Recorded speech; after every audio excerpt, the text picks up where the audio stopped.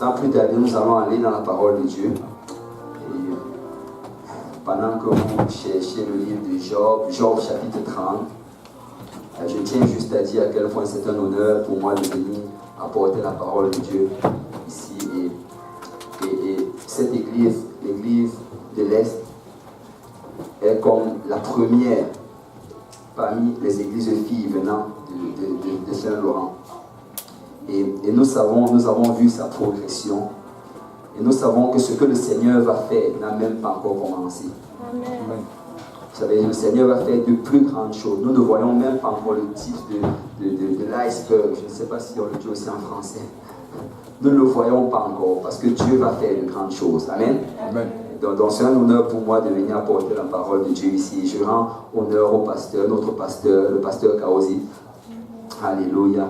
Et nous sommes reconnaissants pour son ministère, pour son sacrifice et pour tout ce qu'il a investi en nous. Amen. Amen.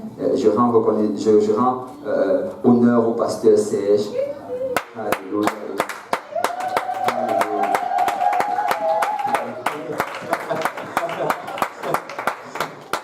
Là, je suis en train de l'embarrasser, mais moi j'aime le pasteur Serge. Et vous savez, le pasteur Serge, il a tellement investi en nous, il a déversé tellement d'amour en nous, que peu importe ce qu'il va te dire, tu vas toujours juste te lever. Parce que la quantité d'amour que tu as reçu, je veux dire, c'est juste énorme. Et nous aimons énormément le pasteur Serge et la famille Toa. Alléluia. Gloire au Seigneur. Et je rends honneur au pasteur de cette église, le pasteur Abou.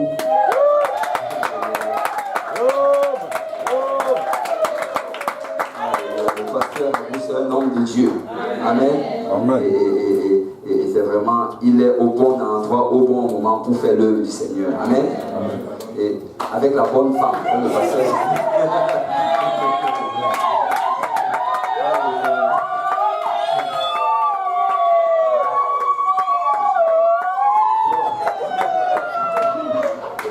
Et maman Alice voulait passer inaperçue. Nous aimons maman Alice. Amen. Et vraiment, c'est une femme sage. Amen. C'est une femme vertueuse. Alléluia. Et je sais qu'elle est un modèle pour toutes les sœurs de cette église. Amen. Alléluia. Gloire au Seigneur. Sans plus tarder, nous allons aller dans la parole de Dieu, comme j'ai dit tantôt, le livre de Job, Job chapitre 30, et le premier verset. Et on ne va pas lire tout le verset, parce que réellement, ce n'est pas du livre de Job que je veux parler aujourd'hui. Mais on va juste lire la toute première portion. La Bible dit, et maintenant. Et maintenant.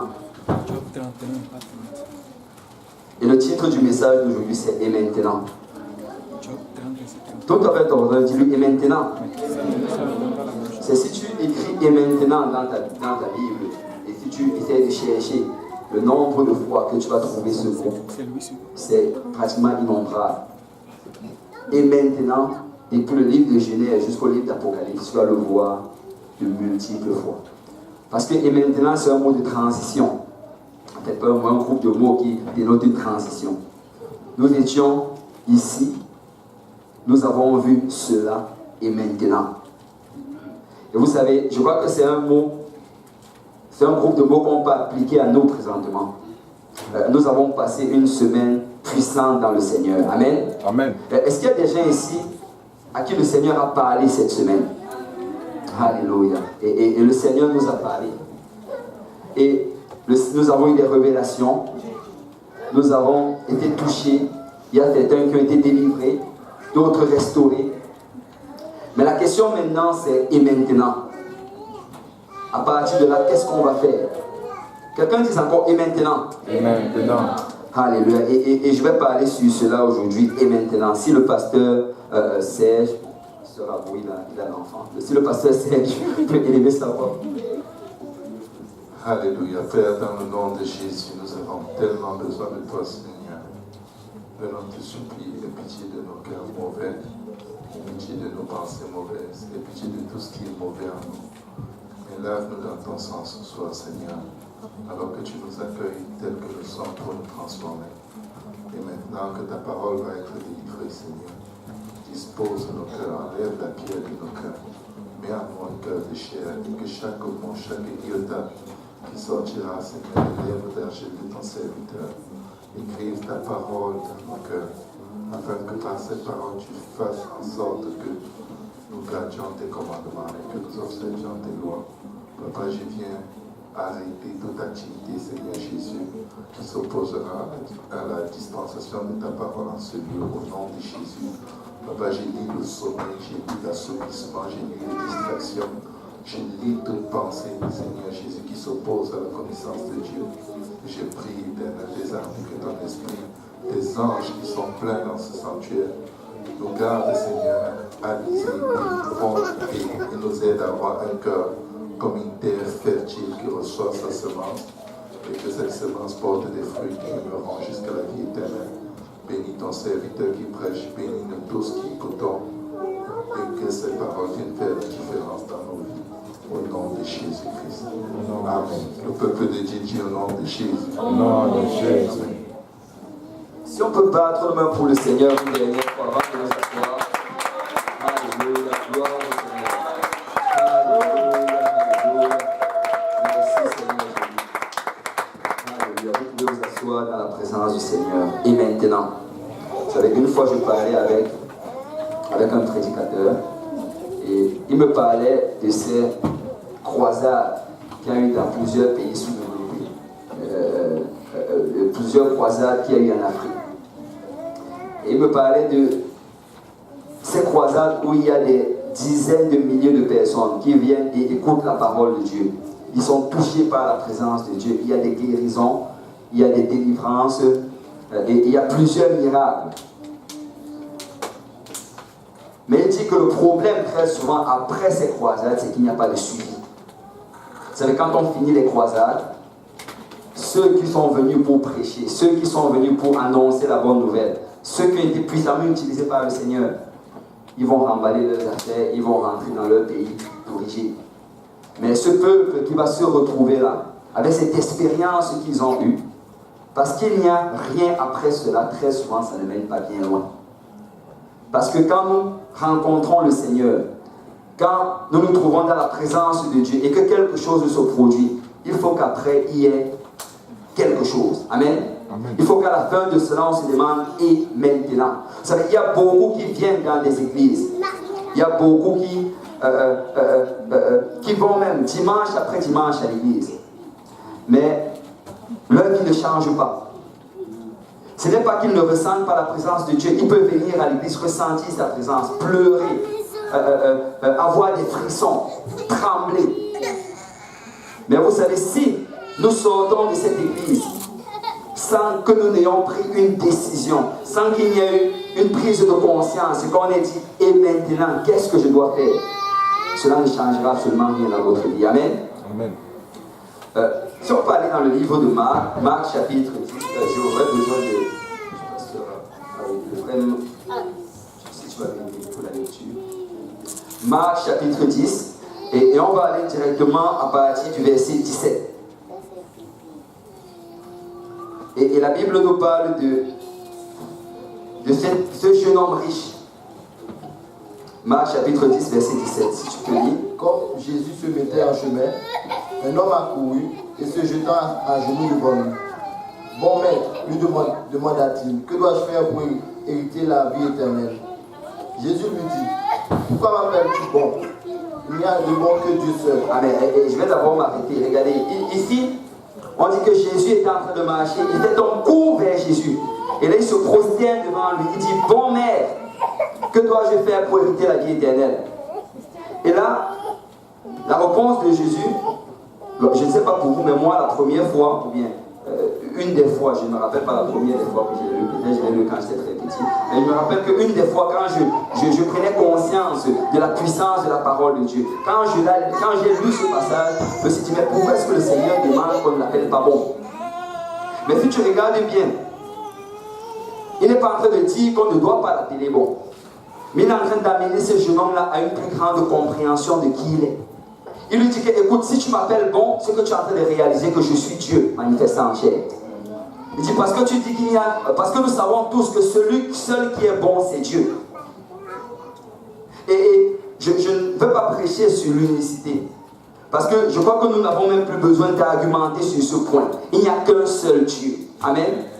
Il n'y a pas une combinaison de 3 dieux, il n'y a qu'un seul Dieu. Depuis le livre de Genèse jusqu'au livre d'Apocalypse, la Bible nous parle d'un seul Dieu. Amen. Et vous savez, en ce temps-là, même dans le temps des Juifs, il n'y avait pas vraiment ces questionnements-là. Ils savaient tous qu'il n'y avait qu'un seul Dieu.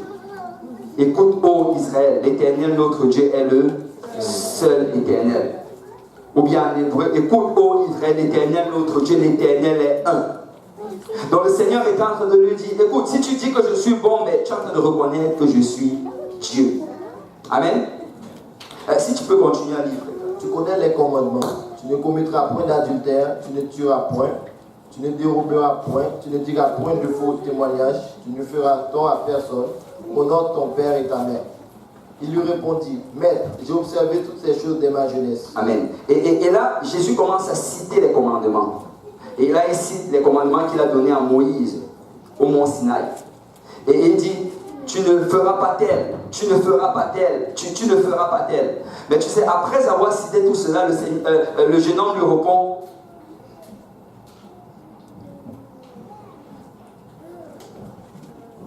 si tu peux lire le verset 20. Il lui répondit, Maître, j'ai observé toutes ces choses dès ma jeunesse. Il dit, j'ai observé toutes ces choses dès ma jeunesse. C'est ce jeune homme qui avait observé la loi de Moïse. Il avait obéi à ce que Moïse leur avait prescrit. C'est pour lui, à ses yeux, qu'il était irréprochable. Et d'ailleurs, Jésus n'a pas argumenté là-dessus, donc je crois qu'il marchait selon les prescriptions et la loi de Moïse. Mais regarde ce que le Seigneur lui répond maintenant au verset 21. Jésus l'ayant regardé, l'aima et lui dit, il te manque une chose. Va, vends tout ce que tu as, donne-le aux pauvres, et tu auras un trésor dans le ciel. Amen. Puis viens et suis-moi. Amen. Et tu sais, on dit que le Seigneur le regarde et il l'aime. Vous savez, pour dire la vérité à quelqu'un, ça prend de l'aimer. Souvent, nous avons tendance à penser que aimer quelqu'un veut dire lui cacher la vérité. Aimer quelqu'un veut dire juste lui dire les choses qui lui font plaisir. Mais si tu aimes vraiment quelqu'un, tu lui dis la vérité.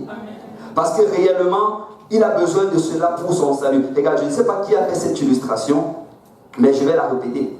Je crois que c'est le pasteur qui a parlé de ça lors de sa dévotion samedi.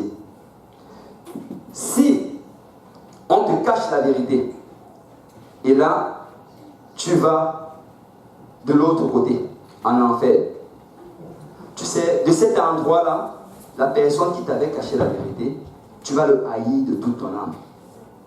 Par contre, s'il te dit la vérité et que tu le laisses sur cette terre, à un certain moment, tu te repens, bien sûr. Parce que si tu continues à haïr, tu ne vas pas de l'autre côté. Et là, tu arrives maintenant au ciel. Écoute, tu vas aimer cette personne malgré le fait qu'il t'avait dit quelque chose que tu ne voulais pas entendre. Amen. Amen. Donc le Seigneur ici regarde cet homme-là et à cause de l'amour qu'il avait pour lui, il lui dit, ok, va, vends tout ce que tu as, donne-le aux pauvres, tu auras des richesses dans le ciel, viens et suis-moi. Et regarde comment le jeune homme réagit. Mais affligé de cette parole, cet homme s'en alla tout triste, car il avait de grands biens. On dit qu'affligé de cette parole, il s'en alla tout triste parce qu'il avait de grands biens. Merci frère Carl, tu peux t'asseoir. Tu sais, le point ici, ce que Jésus est en train de dire ici, ce n'est pas qu'il est en train de dire que nous devons tous vendre tout ce que nous avons et juste aller le donner aux pauvres et venir s'installer pour vivre aux dépens de l'église. Ce n'est pas ça le point. Le point que le Seigneur est en train de donner ici, c'est que, écoute, tu dis que tu as déjà fait ceci, mais il y a autre chose encore que tu peux faire. C'est l'appel de cet homme-là, ce n'est peut-être pas l'appel de tout le monde. Parce que réellement, quand tu regardes, c'était le même appel qu'il a donné à Pierre, qu'il a donné à Jean et aux autres apôtres. Donc il était pratiquement en train d'être appelé dans l'apostolat. Allez, vends tout ce que tu as et ensuite viens et suis-moi. C'était ça son appel.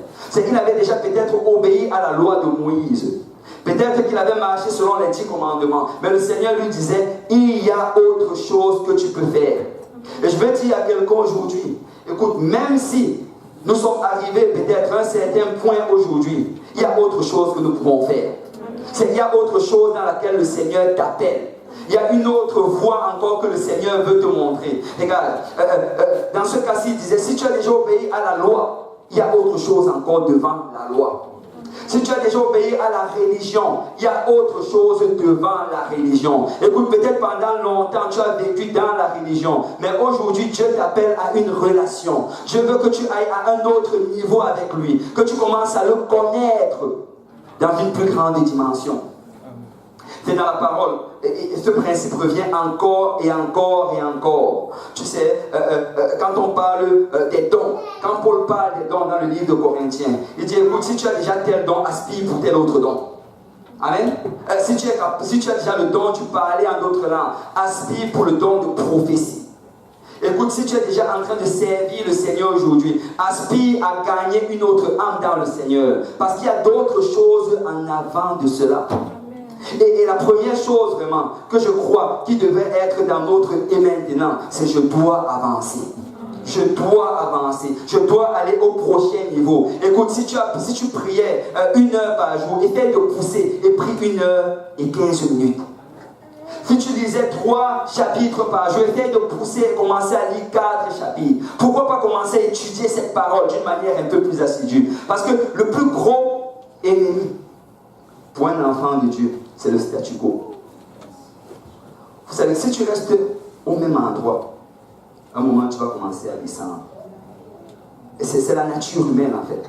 Si tu n'avances pas automatiquement, tu rentres. Si tu n'avances pas automatiquement, tu vas commencer à regresser.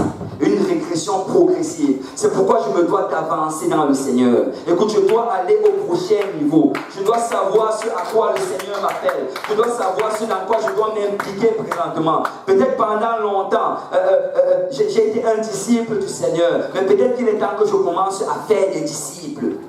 Je dois passer au prochain niveau. Peut-être pendant longtemps, je priais juste pour moi. Mais maintenant, je dois commencer à intercéder pour le salut des autres. Parce qu'il y a une autre chose que le Seigneur met devant nous. Et nous devons avancer dans cela. Le Seigneur le regarde et lui dit, il te manque quelque chose. Il te manque quelque chose. Et réellement, ça doit être ça.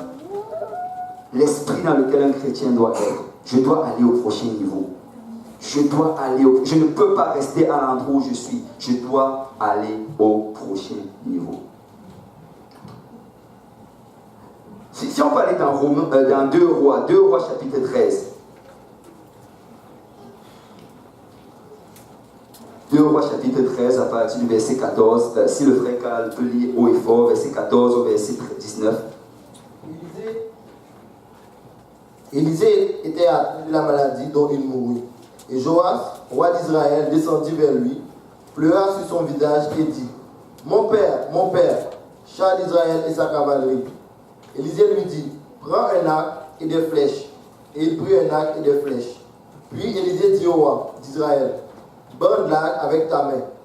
Et quand il l'eut bandé de sa main, Élisée mit ses mains sur les mains du roi. Et il dit, ouvre la fenêtre à l'orient. Et il l'ouvrit. Élisée dit, tire. Et il tira. Élisée dit, c'est une flèche de délivrance de la part de l'Éternel. Une flèche de délivrance contre les Syriens. Tu battras les Syriens à Aphek jusqu'à leur extermination. Élisée dit encore, prends les flèches. Et il les prit. Élisée dit au roi d'Israël, frappe contre terre. Et il frappa 3 fois et s'arrêta. L'homme de Dieu s'irrita contre lui et dit, il allait frapper 5 ou 6 fois. Alors tu aurais battu les Syriens jusqu'à leur extermination. Maintenant, tu les battras 3 fois. Amen. Merci. La Bible nous parle ici de la fin de la vie d'Élisée. Et on dit qu'alors qu'Élisée était atteint de la maladie dont il allait mourir, et le voilà qui est couché sur son lit. Il a la visite du roi Joas. Où est-ce que j'en suis? Ouais, il a eu la visite du roi Joas. Et on dit que le roi Joas vient et le roi Joas commence à pleurer sur lui. Parce que ce roi réalisait que réellement ma victoire, c'est dans l'Éternel. Réellement, si nous réussissons à avancer, si nous réussissons à conquérir, c'est parce que Dieu combat pour nous. Et il appelle char d'Israël et sa cavalerie. Et là, Élisée devait donner sa dernière prophétie avant de mourir. Et Élisée lui demande, je veux que tu prennes de cette arc et que tu prennes de cette flèche et que tu tires. Et il la prend et il la tire. Et dès qu'il la tire, regardez la fin du verset 17. Il dit, une flèche de délivrance contre les Syriens. Tu battras les Syriens à Aphek jusqu'à leur extermination. Que quelqu'un dit jusqu'à leur extermination. Donc la prophétie a été donnée. Il a dit, tu vas les battre jusqu'à leur extermination. C'est une prophétie sûre. Mais Élisée ne s'arrête pas là. Il lui dit, maintenant, ramasse ses flèches. Et là, il prend les flèches. Et Élisée lui demande, je veux que tu frappes ces flèches. Et là, il frappe la première fois. Il frappe la deuxième fois. Il frappe la troisième fois. Et après, il s'arrête. Et la Bible dit que quand il s'est arrêté, Élisée était frustré par rapport à cela.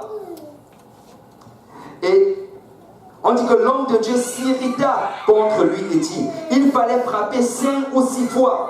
Alors tu aurais battu les Syriens jusqu'à leur extermination. Maintenant tu les battras seulement 3 fois. La prophétie avait été donnée qu'il allait les battre jusqu'à leur extermination. Mais alors qu'on lui demande maintenant d'accomplir autre chose, il commence à le faire, mais il s'arrête. Il s'arrête. Vous savez, la volonté de Dieu, c'est que nous ayons des victoires. Amen. La volonté de Dieu, c'est que nous conquérons, c'est que rien ne tienne devant nous. C'est comme il a dit à Josué, que nul ne tiendra devant toi tant que tu vivras. Nous sommes appelés à aller de gloire en gloire, de victoire en victoire. Et les projets de Dieu pour nous, ce sont que des projets de conquête. Mais si nous devons arriver à cela, ça va prendre à ce que nous continuions à frapper, que nous continuions à pousser, que nous continuions à essayer. Et écoutez, on lui avait donné sa promesse, mais ça prenait qu'il continue à essayer. Vous savez, beaucoup, nous allons entendre de la part de Dieu. Nous allons commencer à faire les choses. Mais alors que nous n'allons rien voir arriver, nous allons nous arrêter. Alors que si nous avions essayé un peu plus, si nous avons poussé un peu plus, si nous avions prié quelques jours de plus, peut-être nous serions arrivés à cette victoire que le Seigneur nous a donnée. C'est le Seigneur, Élisée lui dit ici, si tu étais arrivé à 5 ou à 6, 5 ou à 6, il n'a même pas parlé de 100 ou de 200, juste 5 ou à 6. Donc il était tellement près de sa victoire. Vous savez, si nous devons gagner cette victoire, nous devons continuer à nous battre. Nous ne devons pas nous arrêter. Écoute, il n'y avait aucune raison qui donnait à ce roi pour qu'il s'arrête. Tout ce qu'il avait à faire, c'était juste de continuer à faire. J'imagine qu'en le faisant, il se trouvait bizarre. Mais qu'est-ce que ça signifie? Que je dois juste continuer à frapper ces flèches, continuer à les frapper. Ça ne fait aucun sens. Pourquoi est-ce que je dois continuer à le faire? Est-ce que ce vieil homme mourant, est-ce qu'il sait même de quoi il parle? Pourquoi est-ce que je dois continuer? Mais la Bible nous dit folie pour les hommes, sagesse pour Dieu. Écoute, juste continue à le faire. Continue à le faire. Ne t'arrête pas de le faire. C'est ça, c'est le même esprit en fait, qui chaque fois revient encore à moi, chaque fois que je vais donner des études bibliques. Parce que écoute, tu vas tomber sur des personnes que tu vas leur enseigner la parole pendant des mois et des mois, c'est comme si rien n'avance. C'est comme si rien n'avance. En fait, il y a même 2 types de personnes. Je ne sais pas pourquoi j'entre là, mais je vais y entrer. Il y a certains que quand tu vas venir, tu ne vas rien ressentir chez eux. Absolument rien. Et là, tu vas donner la parole de Dieu et tu pourras littéralement entendre l'horloge en train de tourner. Mais il y a d'autres types de personnes encore qui, eux, vont t'accueillir avec beaucoup de joie, beaucoup de sourires. Et c'est comme s'ils vont même te venir. Oh, pasteur, merci, la parole là, c'est la parole de Dieu. Mais tu ne vois aucun changement. Et là, le diable, chaque fois que tu vas vouloir y aller, il va questionner par rapport à cela. Est-ce que tu as besoin d'y aller? Est-ce que tu penses vraiment que c'est la volonté de Dieu? Est-ce que tu penses que ça fait vraiment du sens? Ça fait semaine après semaine que tu y vas. Pourquoi ne pas le laisser un peu et attendre qu'il ait soif? Mais tu sais, tant que Dieu n'a pas dit arrête, n'arrête pas. Continue. Continue. Oh, ça ne fait pas de sens. Écoute, même si je parle et tu dors, ce n'est pas à toi que je parle, c'est à ton esprit. Et ton esprit ne dort pas. Et tu vas recevoir cette parole. Parce que ce n'est ni par la force, ni par la puissance, mais c'est par l'esprit du Seigneur. Et je veux dire à quelqu'un aujourd'hui, juste continue à avancer. Continue à avancer. Écoute, si tu as commencé à frapper, continue à frapper. Si tu as commencé à prier pour ta famille, continue à prier pour ta famille. Même si tu insultes directement après que tu aies prié pour eux, continue à prier. Parce que c'est Dieu qui agit. C'est Dieu qui est au contrôle. Vous savez, nous devons vraiment arriver à ce point-là où nous devenons complètement fous pour permettre à Dieu d'agir. Tu sais, nous devons arriver à ce point-là où nous réalisons que, écoute, tout ce que je suis en train de faire, je le fais comme un sacrifice au Seigneur. Ce n'est peut-être pas facile, ça ne fait peut-être pas plaisir. Oh, mais je ne suis pas là pour rendre plaisir à ma chair. Aussi longtemps que Dieu est joyeux, ça va être ma force. Et je vais continuer à avancer, je vais continuer à frapper, je vais continuer à persévérer. Élisée lui dit, pourquoi est-ce que tu as arrêté?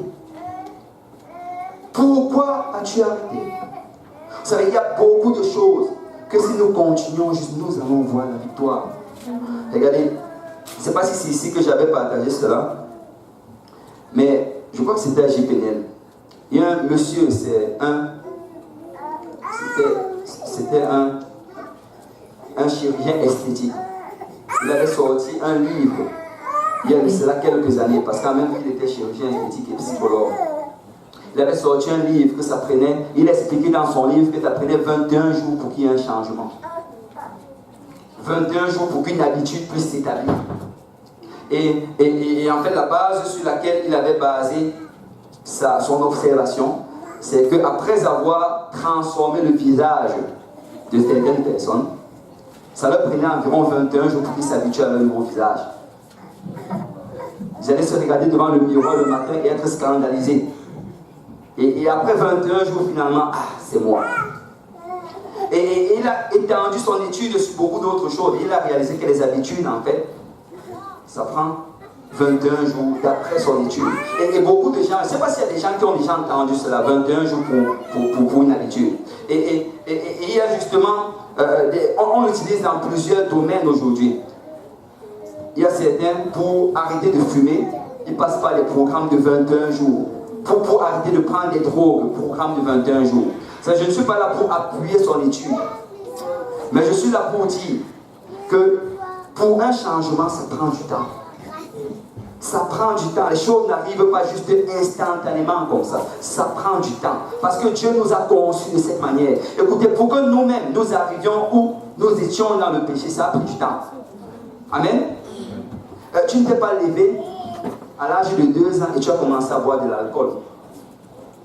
Amen. Il y a eu une progression par rapport à cela. Il y a eu la rébellion, la désobéissance.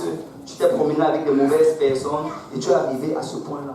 Mais tu sais, quand tu viens au Seigneur, le Seigneur va transformer ton esprit. Et tu vas avoir un nouvel esprit. Souvent, il va te délivrer instantanément. Mais souvent, ça va prendre que le temps fasse son effet au travers de nous. Et si nous voulons arriver à ce à quoi Dieu nous appelle, nous devons lui donner du temps. Nous devons lui donner du temps. Et que si tu as commencé à prier, continue à prier. Si tu es en train de bâtir ta vie de prière, continue à la battre. Écoute, dis-toi un jour de plus.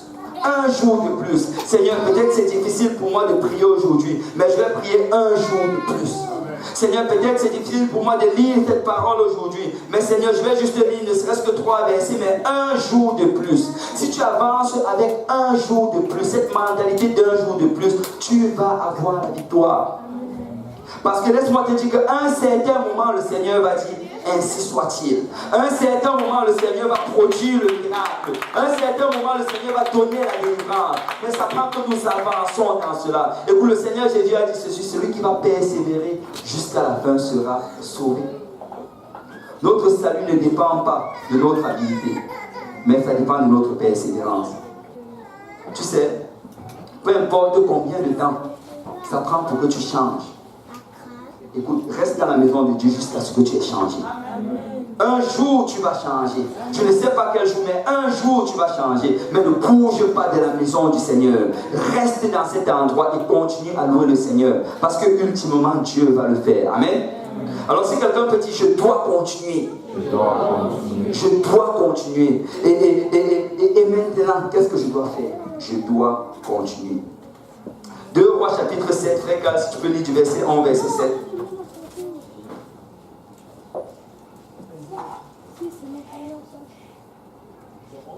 Non, 2 Rois chapitre 7. Élisée dit, écoute la parole de l'Éternel. Ainsi parle l'Éternel. Demain, à 7 heures, on aura une mesure de fleurs de farine pour un cycle et 2 mesures d'orge pour un cycle à la porte de Samarie. Amen. Et ici, en fait, pour nous mettre dans le contexte, la Bible dit que Israël avait été pris. Israël était attaqué par l'ennemi. Et alors qu'ils étaient encerclés et qu'ils ne pouvaient ni sortir ni entrer, il y avait une grande famine qui a frappé le pays. Et là, il n'y avait plus aucune vivre.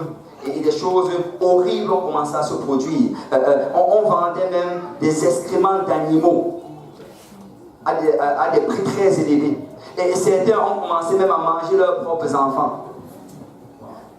Mais la Bible dit que dans ces situations terribles, dans ces situations difficiles, le prophète s'est levé. Il a dit, écoutez la parole de l'Éternel. Ainsi parle l'Éternel. Demain, à 7 heures, on aura une mesure de fleurs de farine pour un cycle et 2 mesures d'orge pour un cycle à la porte de la Samarie. Vous savez, moi, ce que j'aime avec le Seigneur, c'est qu'il peut changer les choses en un instant. Il peut changer les choses en un service. Écoute, tu peux venir aujourd'hui lié et sortir délivré. Tu peux venir aujourd'hui malade et sortir guéri. Parce que notre Dieu peut faire les choses en un instant. Il n'a pas besoin qu'on lui donne un long programme, une longue forme de processus. En un instant, il peut nous délivrer. C'est pourquoi quand je viens dans la maison de Dieu, je viens avec une entente. Aujourd'hui, c'est mon jour. Aujourd'hui, c'est le jour de la délivrance. Et la Bible dit qu'il se lève. Il dit demain, il y aura tellement de nourriture que ça ne va plus coûter grand chose. Et verset 2, tu peux continuer. L'officier sur la main duquel s'appuyait le roi répondit à l'homme de Dieu. Quand l'Éternel ferait des fenêtres au ciel, pareille chose arriverait-elle? Et Élisée dit, tu le verras de tes yeux, mais tu n'en mangeras point. Amen. Et on nous dit ici qu'un des officiers, il donne une parole sarcastique, remplie d'incrédulité. Il dit, même si le Seigneur ouvre met des fenêtres au ciel, cela ne peut pas arriver. Impossible. Vous savez, souvent ça prend juste de se taire. Et que si tu as du mal à croire, juste zip là, fais une fermeture, bloque, mets un cadenas. Parce que la Bible dit que le pouvoir de la vie et de la mort se trouve au bout de la langue. Et que tu as du mal à croire, ferme-la et laisse les autres croire pour toi. Amen. Parce qu'il y a beaucoup peut-être qui avaient du mal à croire, mais ils ont profité de cela. Mais celui-là qui a décidé de se lever et de faire l'intelligent. Écoute, je vais juste croire. Ce n'est pas ma parole, c'est la parole de Dieu. Écoute, la Bible dit ceci, tout ce que vous faites, faites-le au nom du Seigneur. Donc quand je déclare quelque chose, ce n'est pas selon mon nom, c'est au nom du Seigneur. Quand je dis à quelqu'un, tu vas être guéri, c'est au nom du Seigneur. Que le Seigneur le guérisse, que le Seigneur ne le guérit pas, ce n'est pas mon nom. C'est le nom du Seigneur. Alors je veux croire à la parole de Dieu. Je veux croire à la guérison. Je veux croire à la délivrance. Je veux croire que le Seigneur va faire de grandes choses dans l'église de l'Est. Je vais croire que le Seigneur va remplir ses bancs. Je vais croire que cette ville va être secouée. Que de ce lieu va s'élever des prophètes. De ce lieu va s'élever des apôtres. De ce lieu va s'élever d'autres personnes qui vont aller bâtir des églises ici à Montréal. Moi, je veux le croire. Est-ce qu'il y a des gens qui le croient ici? Alléluia. Est-ce qu'il y a des gens qui sont sûrs que Dieu va le faire? Ce n'est pas moi qui vais le faire, c'est Dieu qui va le faire. Au nom de Jésus. Et regarde le verset 3. Il y avait à l'entrée de la porte 4 lépreux qui se dirent l'un à l'autre. Quoi? Resterons-nous ici jusqu'à ce que nous mourions? Verset 4. Si nous songeons à entrer dans la ville, la famine est dans la ville, et nous y mourrons. Et si nous restons ici, nous mourrons également. Allons nous jeter dans le camp des Syriens. Si nous laissent vivre, nous vivrons, et si nous font mourir, nous mourrons. Amen. Et je ne sais pas pour vous, mais moi j'aime beaucoup l'attitude de ces lépreux. Ils ont dit qu'écoute, on ne peut pas rester dans le statu quo. Je ne peux pas mourir juste à rester ici là comme un pauvre malade perdu. Non, non, non. Si je dois mourir, je vais mourir en me battant. Si je dois mourir, c'est dans le champ de bataille. Ils se sont levés, ils ont dit pourquoi retourner à la ville, mourir dans la famine. Écoute, on va aller mourir parmi les Syriens. C'est peut-être qu'en mourant, je peux trouver un morceau de pain par terre et manger ça. Mais je ne veux pas mourir sur place. Je vais me battre. Je vais avancer. Je vais pousser. Je vais persévérer. Parce que qui sait si le Seigneur ne me donnerait pas la victoire. Et la Bible dit qu'ils se sont levés. Ils ont commencé à partir chez les Syriens. Verset 5. Ils partirent donc au crépuscule pour se rendre au camp des Syriens. Et lorsqu'ils furent arrivés à l'entrée du camp des Syriens, voici, il n'y avait personne. Voici, il n'y avait personne. Voici, il n'y avait personne. En fait, tu peux t'asseoir, mais je vais juste paraphraser. La Bible dit qu'alors qu'ils étaient en train de marcher, le Seigneur était en train d'amplifier leurs pas. C'est le moindre pas qu'ils faisaient dans le camp de Syriens, le Seigneur l'amplifiait.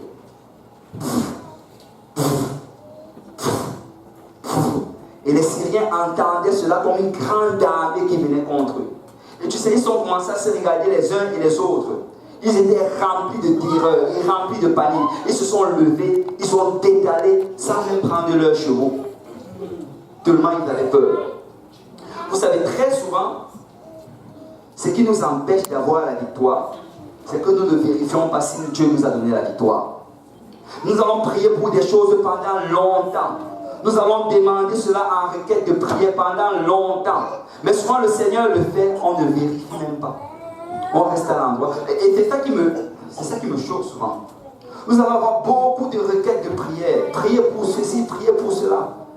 Après quand ça arrive, tu ne sais même pas si la personne a été guérie ou pas. S'il va recevoir sa guérison, il ne va jamais envoyer une action de grâce. Il y a des gens qui vont continuer à prier semaine après semaine pour la personne, semaine après semaine. Écoute, aidez le peuple de Dieu. Et nous devons arriver à ce point où nous commençons à vérifier. Tu sais, si Dieu t'a fait une promesse, souvent ça prend que tu te lèves et tu la vérifies. C'est quand tu viens pour qu'on prie pour toi, pour une guérison. Si tu avais mal à la main, et j'ai entendu beaucoup de témoignages comme ça, des gens qui venaient avec foi, on prie pour la guérison, ils avaient mal à la main. Dès qu'on finit de guérir leurs mains, ils prennent leur courage par leurs propres mains, ils commencent à se balancer la main. Tu sais, souvent nous avons peur, oh si je balance et ça s'aggrave. Si tu crois que Dieu t'a guéri, balance ta main. Si tu crois que Dieu agit, vérifie. Assure-toi de regarder. Parce que je crois qu'il y a beaucoup de miracles que Dieu fait. Mais nous ne vérifions pas. Et la Bible dit qu'ils se sont levés. Ils ont dit, nous allons y aller. Et quand ils sont arrivés à cet endroit-là, Dieu leur avait en effet donné la victoire. C'est le point vraiment que je vais apporter ici, c'est que je dois espérer. Je dois espérer. Écoute, tout ce que le Seigneur m'a donné comme promesse, je dois espérer le voir. Je dois espérer. Je prie pour ces choses, je demande ces choses au Seigneur, mais je dois espérer. Et ça ramène encore au point, tu sais, quand je vais chaque fois pour enseigner une étude biblique, avant d'y aller, je me dis toujours qu'aujourd'hui sera le jour. Aujourd'hui sera le jour. Il va changer aujourd'hui. Aujourd'hui, il va me demander qu'il veut être baptisé au nom de Jésus-Christ. Aujourd'hui, il va prendre un engagement que je vais être fidèle au Seigneur. Parce qu'aujourd'hui, c'est le jour. Peuple de Dieu, on doit arriver à ce point où on anticipe la main de Dieu. On doit arriver à ce point où on croit que le Seigneur va le faire maintenant. C'est l'heure de l'Éternel d'agir. C'est l'heure de l'Éternel de faire de grandes choses. Et nous devons marcher avec cette attente et cette anticipation. Amen. Amen. Et maintenant, je dois espérer. Et maintenant, je dois avancer. Et maintenant, je dois continuer. J'avance, je continue, j'espère. J'avance, je continue, j'espère. Je dois passer au prochain niveau. On va aller dans le livre de Philippiens, on va conclure avec cela. Si on peut se lever dans la présence du Seigneur.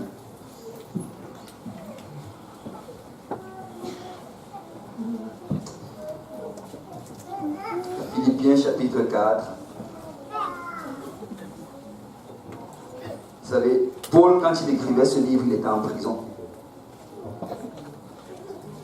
Et quand tu étudies le passage, une chose que tu peux réaliser, c'est que il n'avait pas de garantie qu'il allait sortir de cette prison. En fait, si on devait parler de probabilité, je dirais en fait qu'il avait dans sa tête, il pensait qu'il avait plus de chances de mourir en prison que de sortir de prison. Ça s'est cassé. Mais étant en prison, Paul écrit ce passage-là pour les encourager.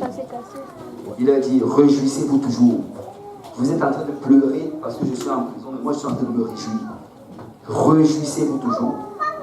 Et vraiment le thème là-dedans, c'est la réjouissance, c'est être dans la joie. Mais quand il arrive au chapitre 4, à partir du verset 12,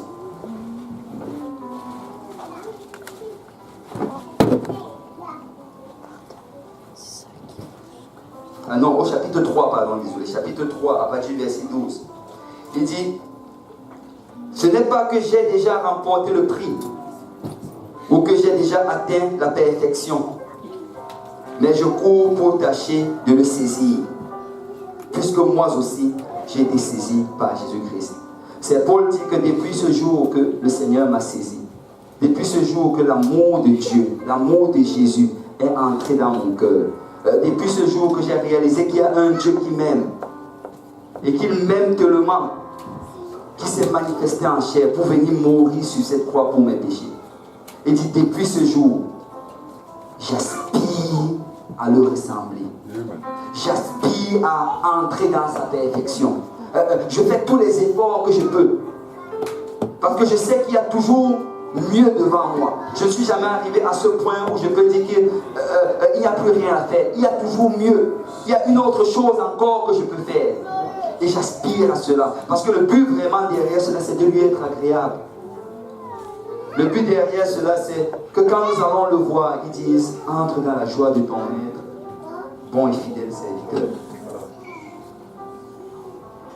Il dit, frère, je ne pense pas l'avoir saisi, mais je fais une chose, oubliant ce qui est en arrière et me portant vers ce qui est en avant. Je cours vers le but pour remporter le prix de la vocation céleste de Dieu en Jésus-Christ.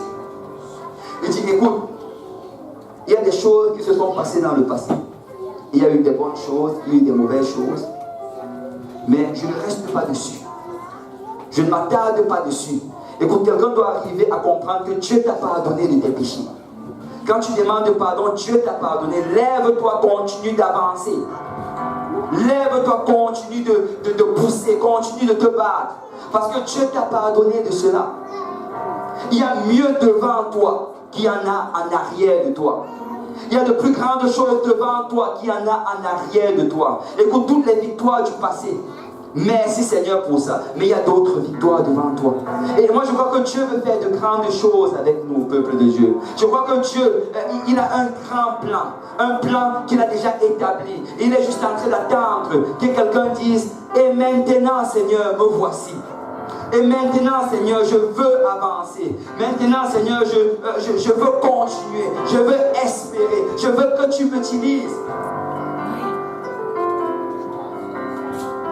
Il dit, nous tous donc qui sommes parfaits, ayons cette même pensée.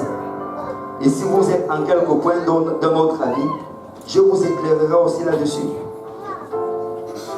Seulement au point où nous sommes parvenus, marchons d'un même pas. Et j'ai vraiment ressenti du Seigneur de partager cela avec quelqu'un. Que et maintenant. Vous savez, Dieu veut faire et il veut tellement le faire. Ce n'est pas un manque de volonté de Dieu. Mais ça prend juste que nous arrivions à ce point où on dit que Seigneur, je dois absolument avancer. Il est impossible que je reste au même endroit que j'étais. Je dois absolument avancer. Il est impossible que je fasse les mêmes choses que je faisais. Je dois absolument avancer. Je veux dire à quelqu'un que si tu avances avec cette attente, si tu avances avec cette espérance, laisse-moi te dire que rien n'est impossible à Dieu. Il va sûrement le faire. Il va sûrement le faire. Si on peut louer le Seigneur, si on peut battre pour le Seigneur.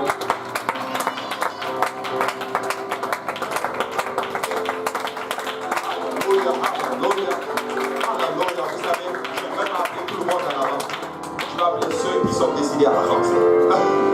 Alléluia. Nous allons avancer de l'avant avec le Seigneur. Alléluia. Quelle parole. Moi je dis amen à la parole du Seigneur. Alléluia. Je ne sais pas pour vous, mais moi je vais avancer. Je refuse le statu quo. Alléluia. Et si vous êtes là aujourd'hui, alléluia, et que vous n'avez jamais reçu le don du Saint-Esprit, c'est le temps d'avancer et de recevoir le don du Saint-Esprit.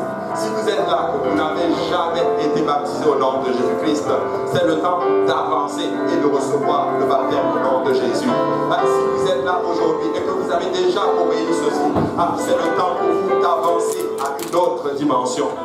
Je crois que l'Esprit est vraiment en train de parler à quelqu'un aujourd'hui. Alléluia, Alléluia, Alléluia, Alléluia, Jésus, Alléluia, Alléluia. Quelqu'un doit vraiment avancer, je vous assure. Quelqu'un doit avancer. Juste un petit pas. Et un autre pas. Et un autre pas. Éventuellement, tu vas y arriver. Éventuellement, tu vas y arriver. Nous ne sommes pas encore arrivés, peuple de Dieu. Nous ne sommes même pas, on n'a même pas encore vu une goutte d'eau de ce que le Seigneur a en réserve pour chacun de nous.